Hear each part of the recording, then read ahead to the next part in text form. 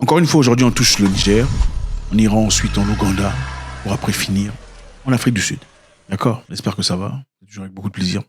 Au Niger, il y a des choses qui se passent depuis un temps. Le Niger nous a beaucoup prouvé sur la puissance de la consistance. C'est incroyable. Félicitations aux Nigériens. En fait, au Niger, on vient de mettre fin à un contrat très intéressant. Un contrat qui a existé depuis 22 ans entre la population nigérienne et une organisation, une entreprise française. Félicitations. Félicitations. Au Niger, la France et ses entreprises ne sont plus les bienvenues. Le nouveau gouvernement au Niger, depuis la chute du régime de Mohamed Bazoum, vient de prendre une décision qui ne plaira pas à Emmanuel Macron et son gouvernement. Vous savez, Macron, depuis un temps, il est devenu très différent. Au départ, il était un jeune homme courageux, plaisant, tout ça. Alors, je dois vous faire une confidence. Il y a 3 ans, à peu près, j'avais promis à ma femme que j'arrêtais totalement la vie politique et que j'allais créer une entreprise. J'ai mis du temps, j'ai réfléchi, j'ai consulté, j'ai associé beaucoup de gens et j'ai décidé qu'on allait créer un mouvement politique. Mais avec beaucoup d'attention, on remarque un certain degré d'orgueil, okay, de condescendance à l'égard de ceux qu'il estime moins que lui, sans vraiment le dire, mais on le voit, c'est clair. Donc, le Niger vient de mettre fin à un contrat qui lie la société de la République française, appelée Veolia, c'est une société française, au Niger. À travers sa filiale, cette entreprise française était chargée d'exploiter les eaux au Niger et par ricochet fournir de l'eau potable à la population. Donc cette entreprise au nom de Veolia exploitait les eaux au Niger. Et aussi, vous savez, l'exploitation de l'eau, ça veut dire beaucoup de choses. On peut exploiter de l'eau en y tirant beaucoup d'éléments. Okay? Ce n'est pas clair et défini. Mais en retour, il donnait de l'eau potable aux Nigériens. C'est une entreprise qui exploite l'eau et ensuite traite l'eau et envoie de l'eau dans vos maisons. Maintenant, cette entreprise n'est plus. On a bloqué. Ce n'est plus le cas puisque l'eau consommée par la population sera maintenant traitée par une entreprise nigérienne. Bravo. Bravo. Je pense qu'il est totalement évident, quand vous ne parlez plus à une personne, vous ne dealez plus avec une personne, vous n'êtes plus en correspondance, d'être assez malin pour éviter tout ce qui vient de lui, n'est-ce pas? Attendez, vous avez une personne qui vous fournit de l'eau. Okay? C'est une personne qui vous emmène de l'eau, par exemple. Supposons que vous n'avez pas d'eau. Okay? Une personne vous emmène de l'eau dans des galons, dans des récipients d'eau. Il vient régulièrement. Vous vous prenez la tête à cause d'une situation qui n'est pas très éclaircie. Finalement, vous vous envoyez balader. Il part et voilà. Vous continuerez à payer l'eau venant de cette personne? Non, attendez. Vous continuerez à payer l'eau venant de cette personne? Absolument pas. Parce que cela voudrait dire que monsieur a la capacité de vous atteindre. Parce que cette eau sera consommée, pas seulement par vous, aussi vos enfants. N'est-ce pas? Non mais attendez, soyons sérieux. Est-ce que vous prenez de l'eau venant d'une personne qui autrefois était un ami?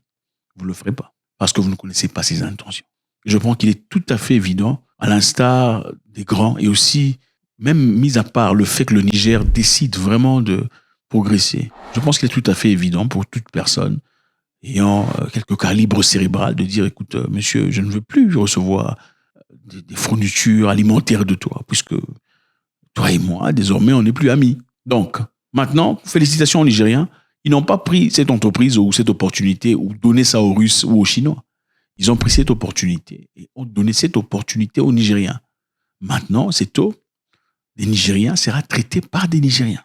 C'est ça la vraie indépendance. L'indépendance, c'est pas ce qu'on a fait là, la libération des Africains dans les années 60. Pendant qu'on contrôle toute l'économie, on contrôle tout ce qu'il y a à manger. Dans beaucoup de pays africains ici, francophones surtout, tout ce que vous mangez vient de Paris. Tout ce qu'il y a, en tout cas, dans des boîtes, ça vient de Paris. De l'eau, des pâtes, tout vient de Paris. Et ce n'est pas mauvais d'avoir à manger venant de Paris. Pas du tout. Mais à cette ampleur-là, ça devient un problème. Si vous êtes incapable de produire quoi que ce soit, ce n'est pas ça l'indépendance. L'indépendance de la Chine vis-à-vis du Japon et tout le reste, c'était évident. La Chine était pauvre autant que les Africains à l'époque, après la Deuxième Guerre mondiale. Les Chinois étaient pauvres. Regardez la Chine aujourd'hui. Comment ils en sont arrivés là? Il n'y a pas eu de pays ou de Japon ou de qui que ce soit en train de contrôler l'économie des Chinois. Ils ont fait ça seuls. Le gouvernement nigérien a adopté un projet de décret fixant le statut de toute nouvelle société d'État chargée d'exploitation d'eau potable baptisé Nigérien des eaux. Ça, c'est l'entreprise qui va commencer à gérer les eaux au Niger. Après plus de 22 ans, le pays sera capable de gérer lui-même son secteur vital. C'est ça la libération. Il y a des pays ici, on ne produit même pas l'allumette, même pas de lame de rasoir, même rien du tout. Absolument. Tout ce qui est consommé vient d'ailleurs. C'est triste. C'est-à-dire, normalement, comme on le dit souvent par des experts, quand vous invitez une tierce personne pour venir faire quoi que ce soit chez vous, soit améliorer l'infrastructure ou la bâtir complètement, construire les routes, construire les maisons, construire des ponts, des barrages électriques, qu'est-ce qu'il faut faire? Il faut acquérir sa connaissance. Il faut qu'il y ait transfert d'intelligence et des capacités. S'il n'y en a pas, vous n'avez rien fait. Au fait, c'est vous qui avez perdu. Parce que vous payez une personne qui partira avec sa connaissance et à la prochaine occasion, quand vous aurez besoin de son service, il faudra encore rappeler la même personne. Et comprenez une chose dans la vie, les relations humaines changent. Aujourd'hui, vous êtes bien, demain, c'est peut-être différent. Et si tu n'as pas pris le temps d'acquérir la connaissance, comment tu fais? Bravo aux Nigériens, encore une fois, de voir qu'ils ne vont pas faire appel aux Portugais ou aux Américains ou aux Chinois ou aux Russes, mais ce sont des Nigériens eux-mêmes qui vont gérer l'eau. C'est normal. Imaginez-vous que non, ces gens-là commencent à pisser dans l'eau, puisque bon, vous avez renvoyé les Français. Il n'y a plus de militaires français au Niger. Vous avez renvoyé tous les Français. Bon, qui commencent à pisser dans l'eau, là, pisser dans le central d'eau, avant de les transférer dans vos maisons. Vous commencez à boire l'eau qui est... C'est ça. Selon le communiqué publié par le gouvernement nigérien, la société nigériane va désormais assurer l'exploitation, la production et la distribution d'eau potable dans tous les centres urbains et semi-urbains du pays. Félicitations. Le pays progresse, le pays avance. Maintenant, nous allons aller en Palestine. Okay. Nous avons fait une vidéo récente où on a parlé du soutien qu'ont reçu les Palestiniens des Sud-Africains. Les Sud-Africains sont des gens très braves. Hein. Contrairement à beaucoup d'Africains, il faut le dire. Je sais que quand on dit ça, ça dérange. Mais c'est une façon de motiver les gens pour que les gens se réveillent de ce sommeil longtemps assis dans nos communautés. Les Sud-Africains se sont levés. Ils sont partis accuser Israël à la Cour internationale de justice. Ils ont été soutenus par quelques pays, les Maldives, je sais pas, il y avait la Malaisie, il y avait la Turquie, il y avait Malawi, c'était le seul pays africain. C'est bizarre. Voilà pourquoi on vous dit vos frères ne sont pas nécessairement africains. Ça dérange. Vos frères ne sont pas nécessairement... Dans votre combat, vos frères sont ceux qui sont à vos côtés. C'est ça, vos frères. Beaucoup d'Africains ne veulent pas se brancher dans cette histoire parce qu'ils ont peur des répercussions. Mais vos vrais frères seront derrière vous. C'est ça des vrais frères. OK? C'est ça des vrais frères. Ils sont partis, je pense que c'est le 11 et le 12 janvier qu'il y aura ce procès, en tout cas le début de cette histoire, entre l'Afrique du Sud contre Israël, devant la Cour de justice internationale. Maintenant, on repense, qu'est-ce qu'ont fait les Palestiniens? Les Palestiniens sont en train de chanter l'hymne national sud-africain. Voilà, regardez un peu. Un pays, quand vous voyez la Palestine, vous pensez à quoi? Vous pensez à un pays arabe, n'est-ce pas? Vous pensez à un pays musulman. Où sont les musulmans? Non, où sont les pays musulmans pour soutenir leurs frères? Où sont-ils? Où sont les pays musulmans? Les Arabes, ils se ressemblent, non? N'est-ce pas? Comme les Noirs se ressemblent, maintenant tout le monde se ressemble, n'est-ce pas? Ok, pourquoi ils sont où pour soutenir leurs frères? Ils ne sont nulle part. Voilà pourquoi je vous dis encore une fois, la fraternité, ce n'est pas le passeport, ce n'est pas mon voisin, c'est absolument pas rien à voir avec tout ça. La fraternité, ce nous sommes du même, absolument pas. La fraternité, c'est dans quelle direction nous partons? Comment on fait pour trouver des solutions? Comment on fait pour te soutenir? C'est ça la fraternité. Comment on se cotise? Comment on met de l'argent ensemble pour te sortir du pétrin? C'est ça la fraternité. On est en train de se battre contre toi. Nous, on sera là. Ils ne te toucheront pas tant que nous serons là. C'est ça la fraternité. Écoutons la chanson. L'hymne national.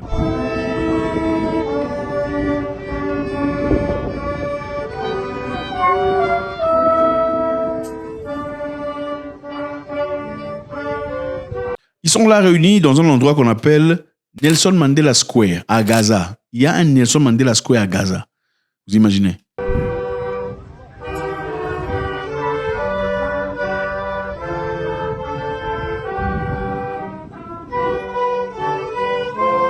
Et ça, c'est le statut de Nelson Mandela. Africa, Arusabalia, Sondoloayo, Urena Musama, de Yesu, Oshi, Sigelela.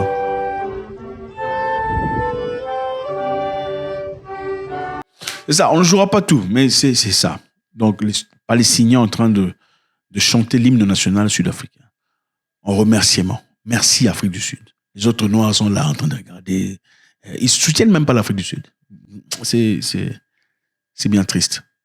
Je vous rappelle ici que Nelson Mandela était grand ami à Yasser Arafat, le chef des Palestiniens à l'époque.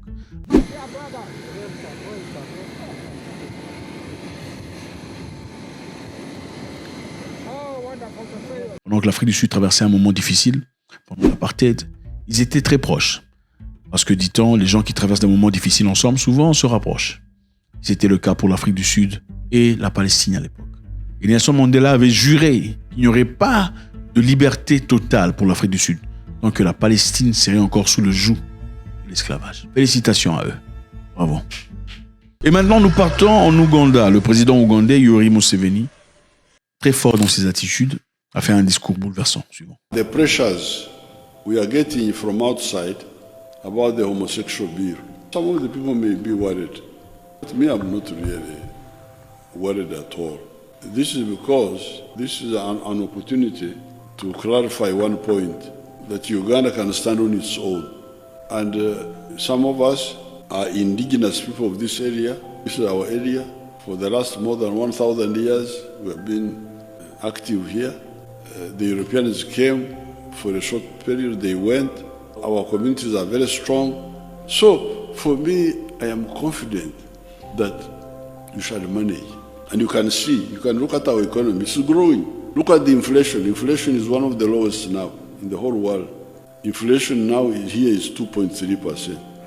You ask the inflation in America. Nous allons encore écouter ça très vite. Un discours très fort. Et je ferai un commentaire au-dessus. The pressures we are getting from outside about the homosexual bill. Some of the people may be worried. But me, I'm not really. La pression que nous recevons venant d'ailleurs sur le sujet que vous connaissez, on va encore essayer d'éviter ça parce que vous comprenez tout à fait comment ça se passe. On n'aime pas qu'on parle de ces genres d'histoires. Quand on en parle, on est censuré. La pression que reçoit l'Ouganda, vous connaissez, on en a fait beaucoup de vidéos sur le sujet que vous connaissez, un sujet difficilement accepté par beaucoup des nations africaines. Inquiète beaucoup de personnes. Mais moi, ça ne m'inquiète pas.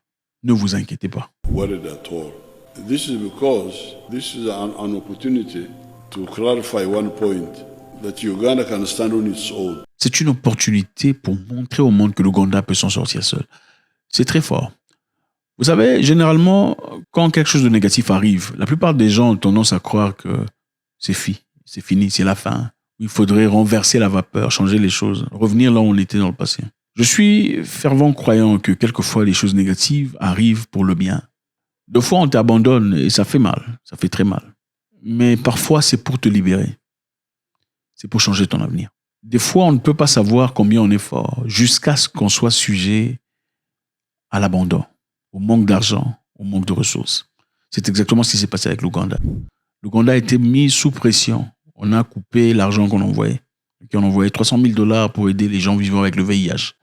On envoyait de l'argent venant de la Banque mondiale pour beaucoup de travaux. Ils ont coupé accès à tout ça, essayant de leur faire changer de mentalité. And some of us are indigenous people of this area. This is our area. For the last more than 1,000 years, we have been active here. The Europeans came for a short period, they went. Our communities are very strong. So, for me, nous sommes ici depuis très longtemps. Nous sommes originaires d'ici. Okay, nous vivons ici depuis plus de 1000 ans. Les Européens sont venus pendant un temps, ils sont repartis. Nous sommes très forts en tant que communauté. Donc, ce que vous faites là, c'est passager. La pression ne va pas nous plier. Nous n'avons pas peur. I am confident that you shall manage. And you can see, you can look at our economy, it's growing. Look at the inflation. Inflation is one of the lowest now in the whole world. Inflation now here is 2.3%. You ask the inflation in America. Nous n'avons pas peur. Okay? On a essayé de faire ce qu'on a fait, espérons nous asphyxier sur le plan économique. Mais regarde notre pays. Regarde comment les choses avancent. Okay? Regardez la situation ougandaise comparée à la situation américaine sur le plan économique. C'est une façon de montrer qu'ils n'ont pas peur. Monsieur n'a pas 30 ans ou 40 ans. C'est quelqu'un de chevronné. Il a été depuis très longtemps. Et je pense qu'il arrive à un point de sa vie où il n'a plus peur. Il n'a plus rien à perdre.